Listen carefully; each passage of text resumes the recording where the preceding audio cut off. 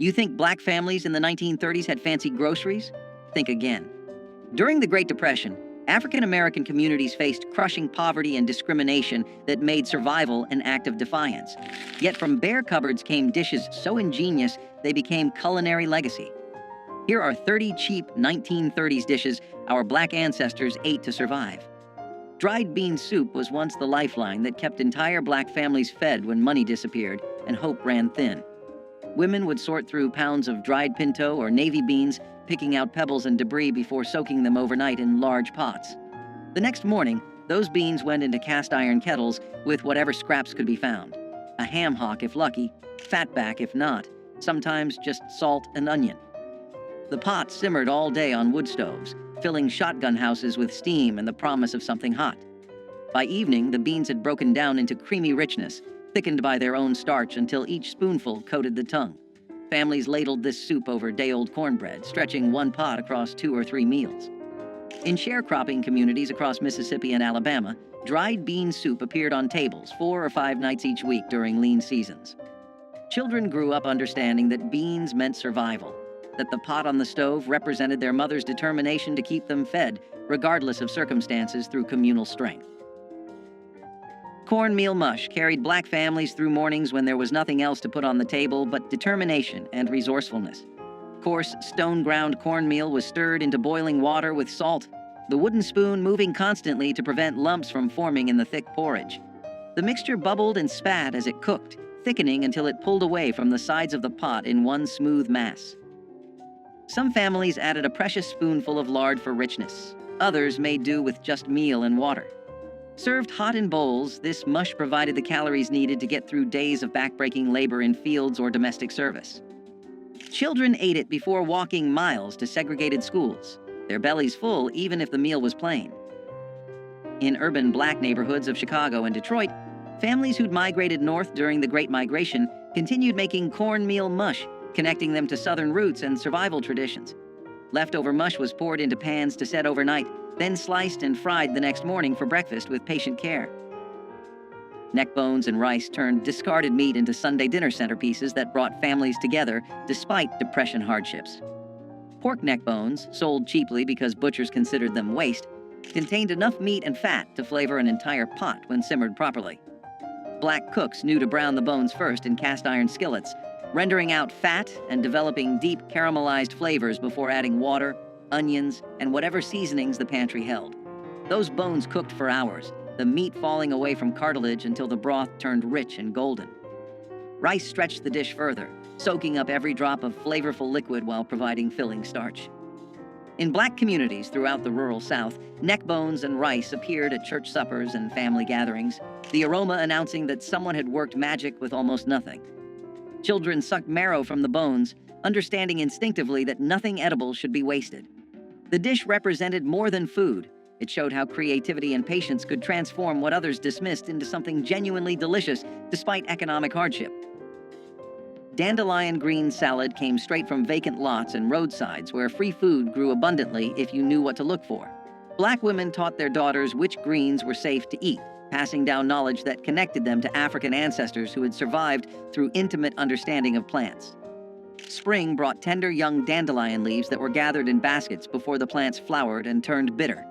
These greens were washed repeatedly to remove grit, then torn by hand and dressed simply with vinegar, salt, and maybe a drizzle of bacon grease if available. The result was sharp, slightly bitter, and packed with vitamins that prevented scurvy during winter's lean months. In Chicago's South Side and Harlem's tenements, recent migrants foraged in any patch of green they could find, maintaining connections to rural foodways even in concrete jungles. Children were sent out with cloth bags to gather greens, learning to identify edible plants while contributing to family meals. Dandelion greens represented self-sufficiency and the refusal to go hungry when nature provided freely. Some families wilted the greens with hot bacon fat poured over top, creating a warm salad that felt more substantial through family wisdom. Sweet potato pie without sugar became an ingenious solution when refined sugar cost more than most families could afford. Black cooks relied on the sweet potatoes' natural sugars, roasting them until their starches converted to sweetness that rivaled any added sugar.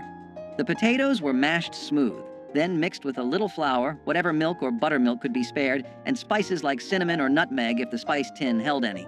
This mixture was poured into simple pastry crusts made from lard and flour, then baked until set. The result wasn't as sweet as modern pies, but it carried deep, earthy flavors that spoke of autumn harvests and survival through winter.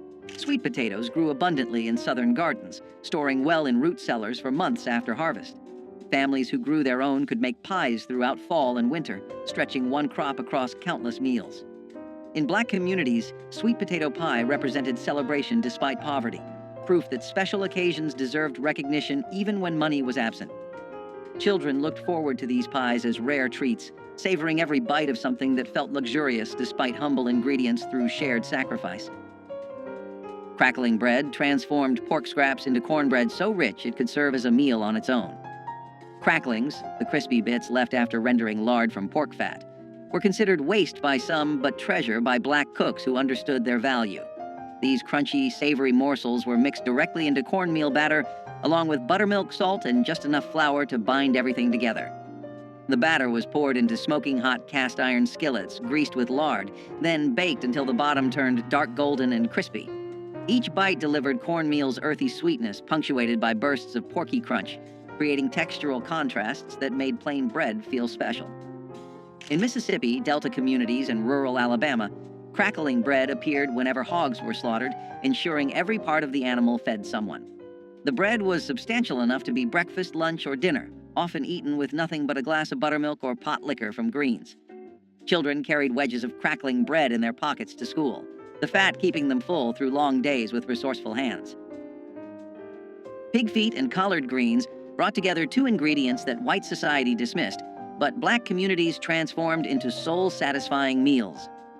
Pig feet, boiled until tender and gelatinous, released collagen that thickened cooking liquid into rich, silky broth. Collard greens, tough and bitter when raw, simmered in that broth for hours until they turned tender and deeply flavored. The combination created a pot of food that could feed 8 people for under 50 cents during Depression years.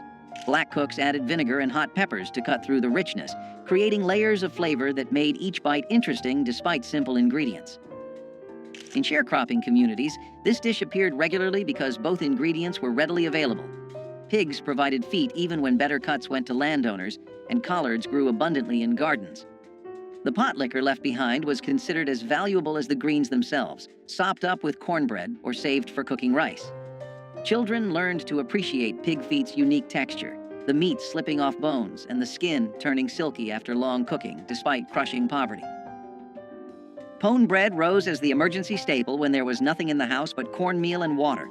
Unlike cornbread that required eggs, milk, and baking powder, pone bread demanded only meal, salt, and liquid mixed into thick batter. The mixture was shaped by hand into flat cakes, then baked on hot griddles or directly in fireplace ashes until crusty outside and dense inside. This wasn't delicate food. It was survival bread that filled stomachs and provided energy when nothing else existed.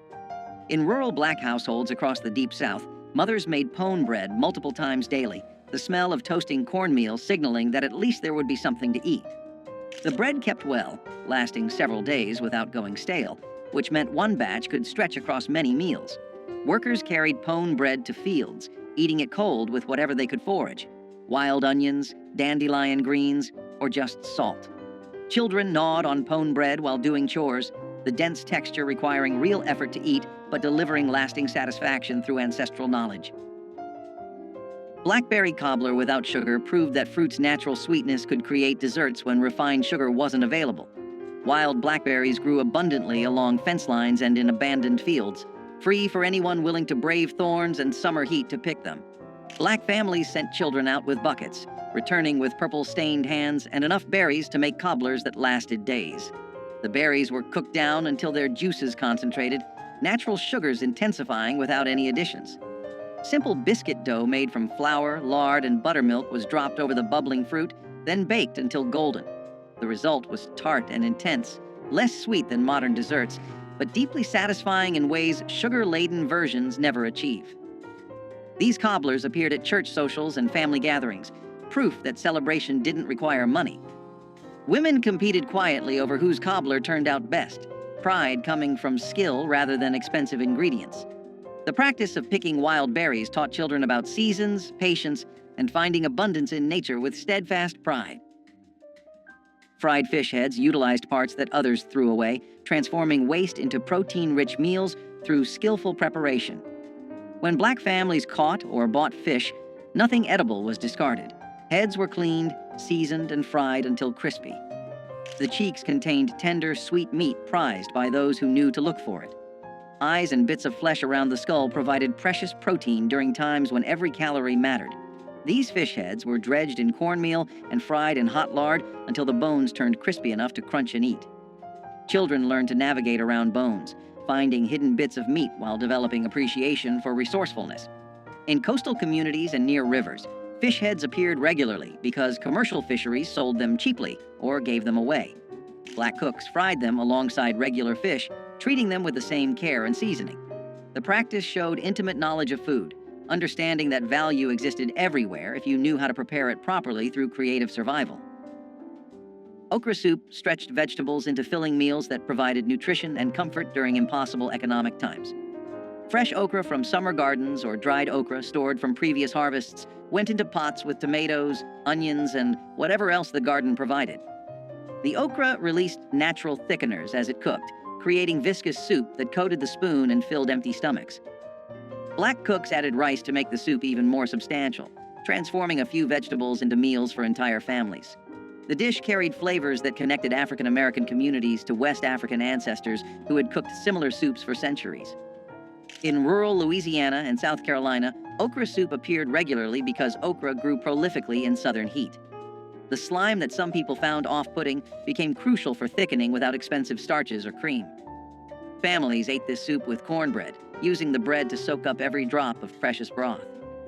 Children grew up loving okra soup's unique texture, finding comfort in its warmth and fullness despite systematic oppression.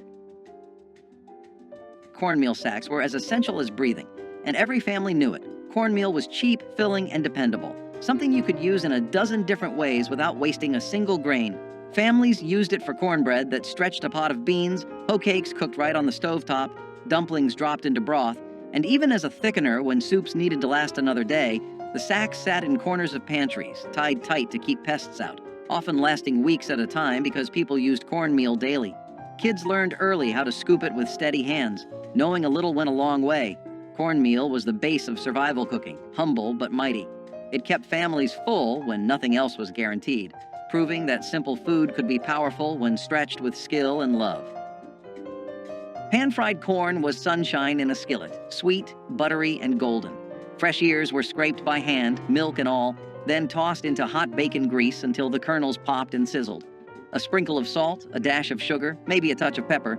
It didn't need much else. The smell filled the kitchen, calling everyone to gather round. Each spoonful had that mix of sweet and savory that only Southern cooks could master. It was summer food, made from corn grown nearby, cooked while the day was still hot and bright. You could eat it by itself or scoop it beside greens and meat, but it always stole the show. The sound of it frying was like music, a melody of comfort and familiarity. It was the kind of dish that turned ordinary days into something to remember. Pan-fried corn was quick to make but impossible to forget. The kind of dish that reminded people that joy could fit inside a cast-iron skillet. Cabbage fermented into slaws was a clever way families made vegetables last long past their growing season. When fresh cabbage was cheap and abundant, families shredded it, salted it, packed it into jars or crocks, and let time transform it into something tangy and crisp that held up through bitter winters. This fermentation not only preserved the cabbage but added flavor and nutrients when meals were often plain and repetitive. During the Depression, when fresh greens disappeared quickly, having a jar of fermented slaw meant there was always something bright and sharp to cut through heavy dishes. It brought contrast to beans, cornbread, or stews, and made even the simplest supper feel complete.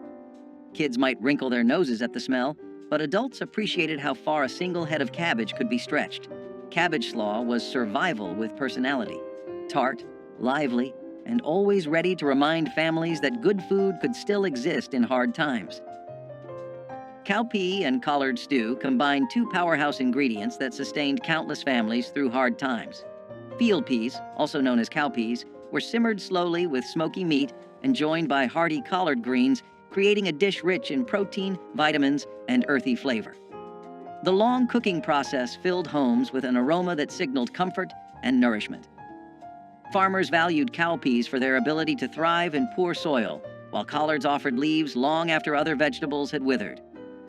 Together, they made a meal that cost little but fed many, reflecting a tradition of resourcefulness and care.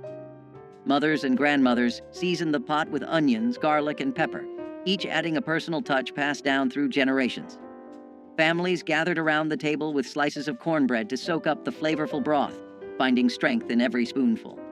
Though supermarkets now offer endless choices, the slow-simmered union of cowpeas and collards stands as a reminder of a time when simple ingredients created enduring nourishment. Hoghead cheese, or souse meat, was not fancy food, but it had deep roots in tradition and respect for what you had. Made from the head of the pig, boiled, seasoned, and set in its own broth, it was a dish born from necessity and pride. It was eaten cold, sliced thin, and often shared at the table with crackers and conversation. What others might have thrown away became something flavorful and lasting in the right hands. It spoke of times when wasting food was unthinkable, when every part of the animal was used to honor the work that went into raising it. The smell of it cooking filled the whole house, sharp and strong, but it was the kind of smell that meant good things were coming. When cooled and sliced, it glistened in the light like proof of survival itself. Each piece held a story of long days, careful hands, and families who knew that resourcefulness was its own kind of wealth. Souse meat wasn't about glamour, it was about gratitude. Even if you didn't grow up eating it, the story it told was universal. Make do, make it good, and never take a meal for granted. Dried pinto beans were one of the first things families stocked up on because they lasted forever, filled bellies fast, and cost next to nothing during a time when every penny mattered. These beans sat quietly in cloth sacks or glass jars on pantry shelves, waiting to turn into something warm and sustaining after long days of trying to get by. Pinto beans did not need much, just water, a little heat, and maybe a scrap of fatback if the kitchen was lucky that week. They simmered slow, softening into a thick pot of comfort that could stretch across several meals, sometimes feeding large families for days. Kids grew up recognizing the familiar smell drifting from the stove, a sign that dinner was going to be simple but steady. The kind of food that kept people moving through hard winters and harder workdays. Pinto beans were survival food, but they were also memory food, tying families together with the quiet understanding that something small and humble could carry you through. They were a backbone ingredient in countless homes because they worked every time, no matter how thin the pantry looked. Dried pinto beans did not just feed families, they steadied them. Fried green tomatoes were a porch-side favorite, a snack for hot days and easy laughter. Slices of firm green tomatoes were dipped in cornmeal, fried golden in a skillet, and sprinkled with salt while still sizzling. The result was crisp on the outside, soft inside, and just tart enough to make your mouth water. You could eat them standing up, still hot from the pan, or stack them high beside a plate of beans and rice. They were the kind of treat you didn't plan, you just made them when the garden gave too many tomatoes. The pop of oil, the hum of conversation, and the smell of cornmeal frying turned an ordinary afternoon into something special. Kids waited by the stove, stealing pieces when the cook wasn't looking, their fingers burned but happy. Fried green tomatoes weren't just about taste, they were about time, patience, and community. Their taste was bold but humble, a reminder of summers that felt endless and simple pleasures that cost almost nothing. Fried green tomatoes were living proof that good things come to those who cook from the heart. Peanut soup demonstrated the brilliance of using locally grown legumes to create filling, nutritious meals from almost nothing. Peanuts, grown throughout the South and often harvested by black farmers, were ground into paste and mixed with water, onions, and whatever seasonings could be found. The mixture cooked down into creamy soup that provided protein, fat, and comfort. This wasn't the refined peanut butter soup found in fancy cookbooks. It was rough, grainy, and honest, tasting of earth and survival. Black families made peanut soup regularly because peanuts stored well and could be ground by hand using simple tools. The soup filled hungry children before school and warmed field workers who came home exhausted after dark. In Alabama and Georgia, where peanuts were staple crops, this soup appeared so frequently it became associated with depression hardship. Yet it delivered genuine nutrition. Peanuts provided complete protein and essential fats that kept bodies functioning during starvation conditions with community support. Ash cake bread was born out of fire and hunger, a recipe that came alive in the heart of hard times. Cornmeal, salt, and water were all it needed. The dough was pressed together by hand and buried right into the hot ashes of a wood fireplace. It baked slowly, the outside hardening into a smoky crust, while the inside stayed soft, golden, and warm. When it came out, people brushed away the ashes, broke it open, and drizzled it with syrup or molasses. It had a taste that was both sweet and earthy, like the memory of home on a Sunday morning. Ash cake bread was a working person's meal, something you could make after a long day without needing an oven or a fancy pan. It was food that did not waste or wait, made for those who had nothing extra but still found comfort in what little they had. The smell of it filled small cabins and quiet kitchens, the sound of the crackling fire mixing with laughter or prayer. Every crumb reminded people that strength could grow even from ashes. Syrup bread emerged as the answer when there was nothing to eat but flour and whatever sweetener could be found. Sorghum syrup or molasses, cheaper than sugar and available throughout the South, were drizzled over plain biscuits or cornbread to create something approaching dessert. Black children learned to make this treat themselves, mixing flour and water into simple doughs, baking them quickly, then drowning the results in dark, sticky sweetness. The combination provided quick energy, carbohydrates from bread and concentrated sugars from syrup, delivering calories needed for labor. In sharecropping families, syrup bread appeared frequently because sorghum was often the only sweetener accessible when white landowners controlled access to refined sugar. The practice taught children to find joy in small pleasures, turning basic ingredients into treats through imagination and willingness to make something from nothing. Women sometimes added a little butter or lard to the bread if available, creating richness that complemented syrup's sweetness through ingenious adaptation. Onion skin tea was one of those old remedies that could quiet both body and soul. When someone had a cough or a fever, or when food simply ran out, a pot of this humble tea came to the rescue. Dried onion skins were gathered from the corners of the kitchen, rinsed and steeped in boiling water until the liquid turned golden brown. The scent was sharp but comforting, a mix of earth and sweetness that filled the air with warmth. Some added honey if they had it, or a squeeze of lemon, but even plain, it had its own charm. People believed it could heal and strengthen, and maybe it did, because hope itself can be medicine. Onion skin tea was born from patience, brewed by hands that knew how to stretch every last bit of life from what they had. It was the taste of resilience and care, a sip that made you believe tomorrow might be gentler. Okra fritters with corn silk were the kind of kitchen magic that only came from necessity and imagination. In the long summer months, when the fields were full and money was not, people used every part of what they harvested. The corn silk that clung to the ears was not thrown away, but saved and shredded, added into batter alongside chopped okra, flour, and a splash of milk or water. When dropped into hot oil, the fritters puffed and crackled, their edges turning golden and crisp. The smell was something you could follow from down the road. Warm, nutty, and sweet with that faint scent of corn. Each bite was crunchy on the outside and tender in the middle, with little strings of corn silk that gave it texture and charm. They were served with syrup or vinegar, depending on what the family had, eaten right out of the pan when patience ran out. Okra fritters with corn silk were food born from care and cleverness, proof that waste had no place in a humble kitchen. Every family had its own version, passed quietly between generations, carrying the taste of late afternoons, hard work, and simple joy. They were poverty's poetry, fried into something worth remembering. Chicken feet soup proved that even the most unlikely parts could become nourishing meals through patient cooking. Chicken feet, sold for pennies or given free by farmers, contained collagen that transformed into rich, gelatinous broth after hours of simmering. Black cooks added vegetables, rice, and seasonings to create soups that filled entire families, despite starting with what others considered garbage. The feet's cartilage and tendons broke down into silky broth that coated the mouth and provided genuine satisfaction. This soup appeared regularly in both urban and rural Black households, the feet's low cost making them accessible even during the worst Depression years. Children learned to navigate around bones, finding bits of meat and skin while appreciating the rich broth.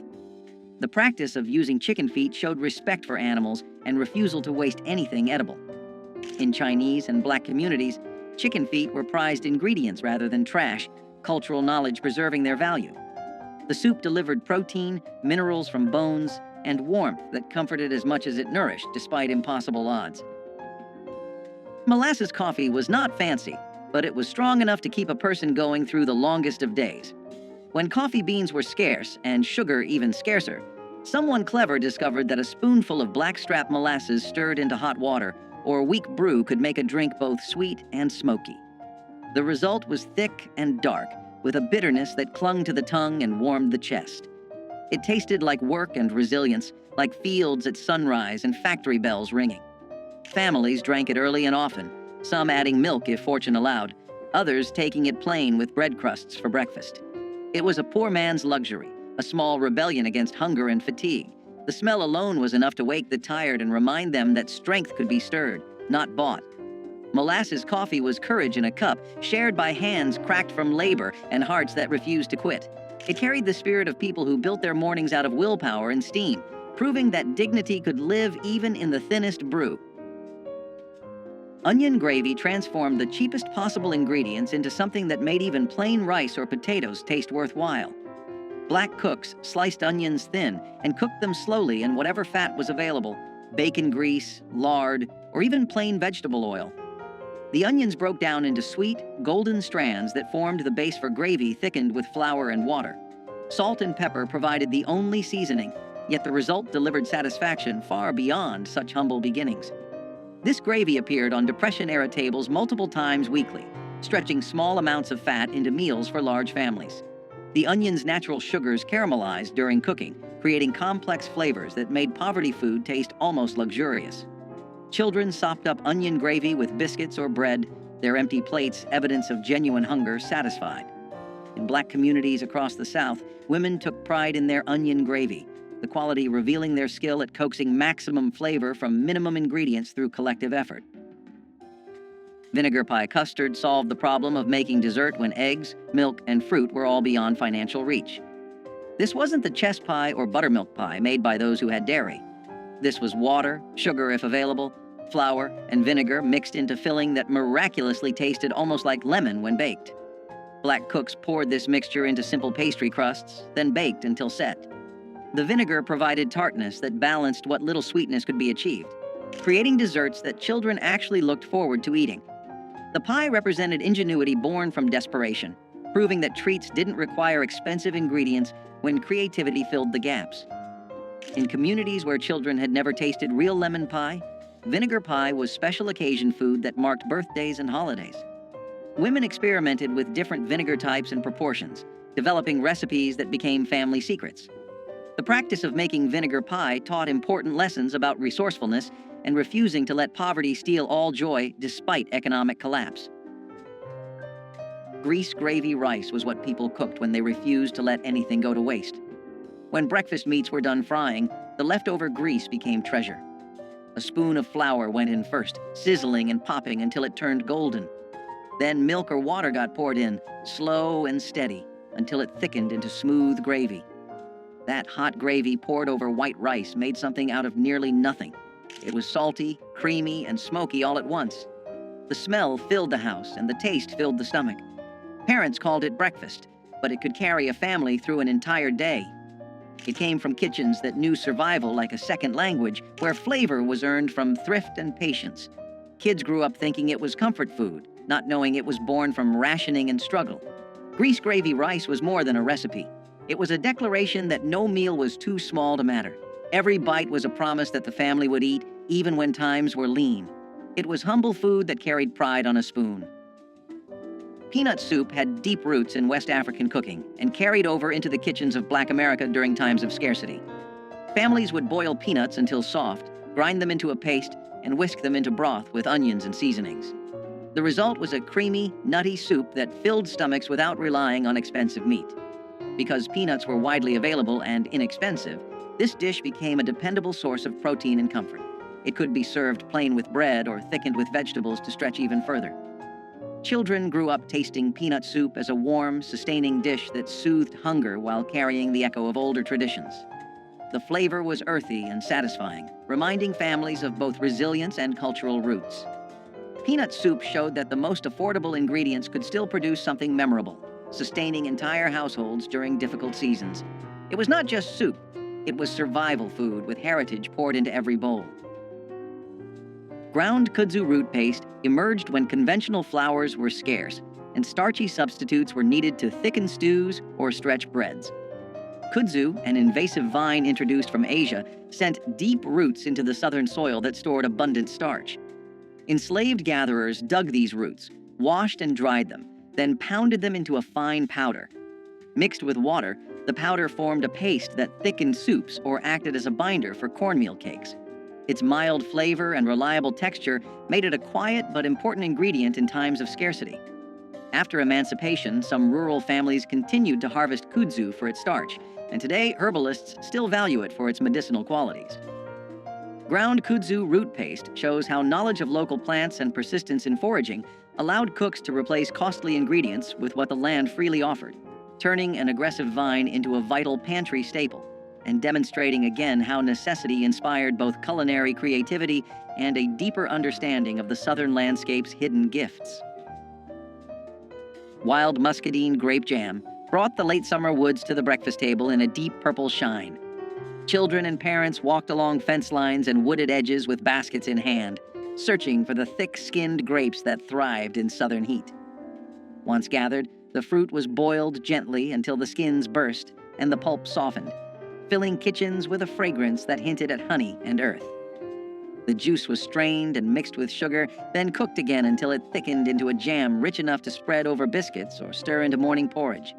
Families prized each jar, knowing that muscadines grew wild and free, needing only careful hands and patience to become something sweet. In some towns, church groups organized picking days, turning the harvest into a social event where songs and laughter echoed through the vines. Today, supermarket grapes have replaced the wild hunt, and store-bought jams lack the musky depth of fruit ripened under southern sun. But memories of purple-stained fingers still linger in many hearts. Cornmeal dumplings in tomato broth were the type of dish that felt simple but filling, carrying both thrift and comfort in every bowl. The broth began with canned or fresh tomatoes, cooked down with onions, garlic, and a touch of seasoning to build a savory base. My grandmother mixed cornmeal with a bit of flour, salt, and water to form small dumplings, dropping them carefully into the bubbling pot. As they simmered, the dumplings softened into tender bites, soaking up the tang of the tomatoes while thickening the stew. The smell alone brought everyone to the kitchen, the blend of corn and tomato promising something hearty without needing meat. Cornmeal was cheap and always on hand, a staple in Black households across the South. Tomato broth was inexpensive too, whether from garden harvests or canned goods bought in bulk. Together, they created a meal that cost next to nothing but filled hungry stomachs with warmth. Cornmeal dumplings in tomato broth turned two of the humblest ingredients into a family staple, proving that frugality and care could produce meals worth remembering. Persimmon leather was a sweetness born from scarcity, made when sugar was a dream too far from reach. Wild persimmons, soft and golden when ripe, were gathered by hand and mashed into pulp, their tartness fading into deep honeyed flavor as they dried under the southern sun. Spread thin on boards or cloth, the pulp hardened into chewy sheets that could last for months, folded and stored for the hard winter ahead.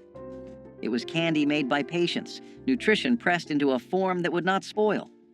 The process itself was quiet work, often done at the edges of daylight, each batch a small defiance against hunger. When the cold arrived and food was scarce, a strip of persimmon leather could lift spirits and soothe hunger's edge. In its sweetness lived a lesson.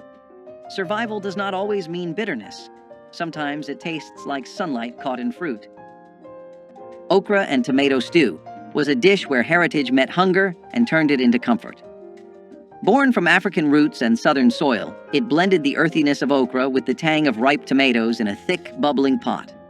The slime that many feared became silk under the right hands, thickening the stew into a rich, flavorful broth. Onions, garlic, and a few peppers added depth, while a dash of salt or cayenne made the flavors sing. Families often served it over rice or ate it plain with a piece of cornbread, wiping the last drops from their plates. This dish wasn't just food. It was identity, a reflection of generations who made do and made magic. It connected farm to family, past to present, and hunger to heart. The smell alone carried memories of warm kitchens and laughter that refused to fade. Okra and tomato stew was a promise that no ingredient was too humble to become beautiful. It was the taste of tradition kept alive, no matter the hardship, and a reminder that every simmering pot held more than flavor. It held history.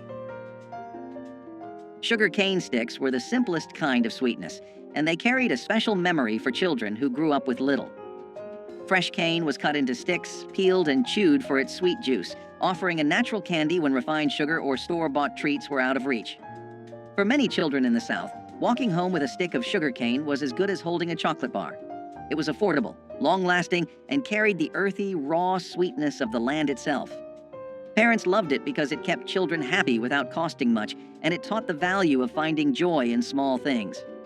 Sugar cane sticks carried the reminder that sweetness did not need to come from a store, but from fields worked by hand. They were part of the rhythm of rural life, tied to harvests and family memories. Even in the toughest years, sugar cane sticks brought happiness. Persimmon seed coffee emerged when imported beans were rare or too costly for enslaved communities. Wild persimmons dropped their fruit in autumn, and the hard seeds inside were washed, dried, and roasted until dark and fragrant. Ground and steeped in hot water, they produced a warm, nutty beverage with no caffeine but plenty of comfort on cold mornings.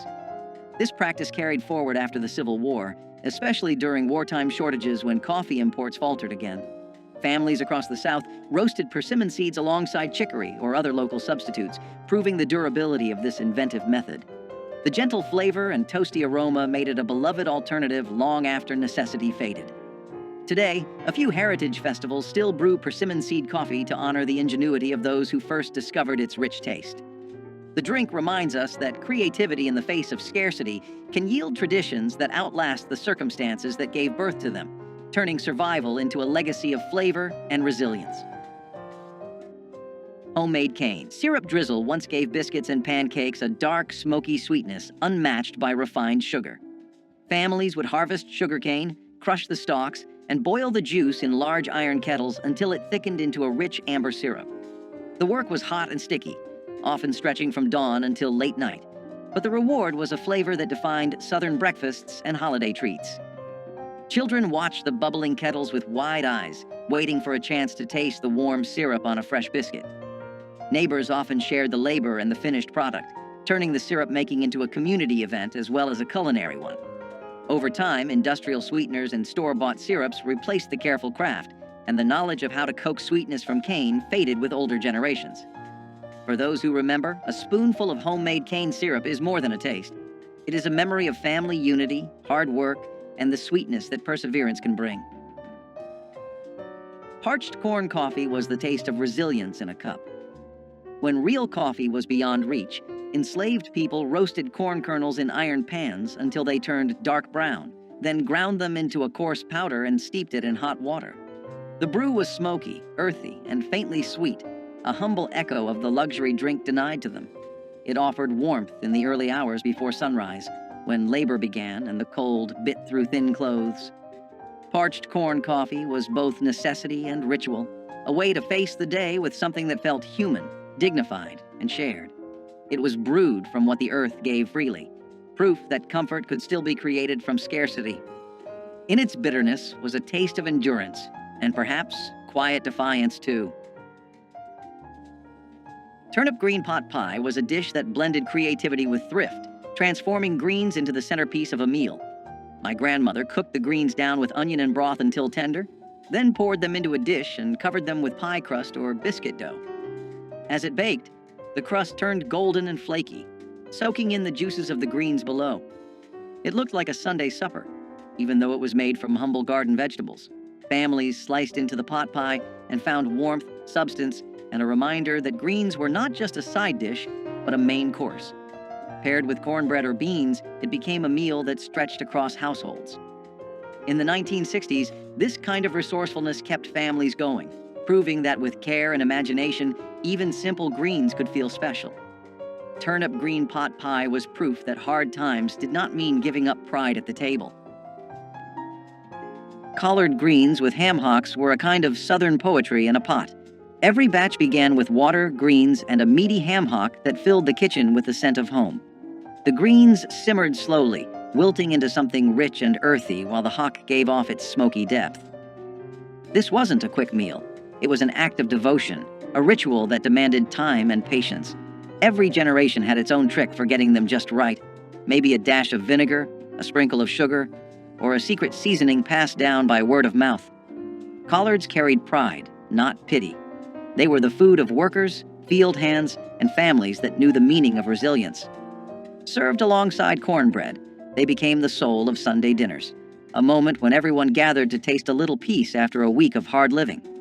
The broth, or pot liquor, was so treasured it was sipped from cups when the greens were gone. In every spoonful was survival seasoned with hope. Collard greens with ham hocks stood as proof that even in the toughest times, comfort could still be coaxed from the simplest things. Field green salad was a dish born from foraging, when store-bought vegetables were not available or were too costly. Families would gather wild greens like dandelion, mustard, or pokeweed, clean them carefully, and toss them with vinegar or oil. These greens were bitter, but they were free, nutritious, and available almost everywhere.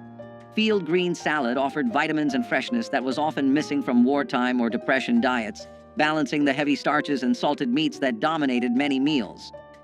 For children, it was sometimes an acquired taste, but adults appreciated the practicality of gathering what nature provided. Foraging for greens tied families directly to the land and created a sense of connection to survival practices passed down through generations. Field green salad reflected both hardship and resilience, reminding families that the earth itself could provide when markets could not. It was simple, frugal, and a reminder of the strength that came from resourcefulness. Rice and molasses supper was one of the simplest meals, but also one of the most remembered. A pot of rice was inexpensive, filling, and always on hand, but paired with a drizzle of molasses, it turned into something sweet and sustaining. Sugar was too costly for everyday use, but molasses was affordable and sold in larger tins that seemed to last forever. Families poured it over steaming bowls of rice, letting the dark syrup seep into the grains until they gleamed. The taste was rich, almost smoky, with just enough sweetness to make children smile. It was often eaten at the end of the day when no meat could be spared, and it carried people through the night with enough strength to face the next morning. My grandmother told me rice and molasses was a treat disguised as necessity, proof that resourcefulness could soften the edge of scarcity. In the 1960s, when black families were stretching every dollar, rice and molasses kept hunger at bay while still offering a touch of comfort. Simple, cheap, and unforgettable, it was a meal born of need but remembered with love. Which of these survival dishes hits closest to home for you? Drop a comment with your family's Depression-era recipe, hit that like button, and subscribe so we can keep honoring these forgotten but essential pieces of our history together despite overwhelming hardship.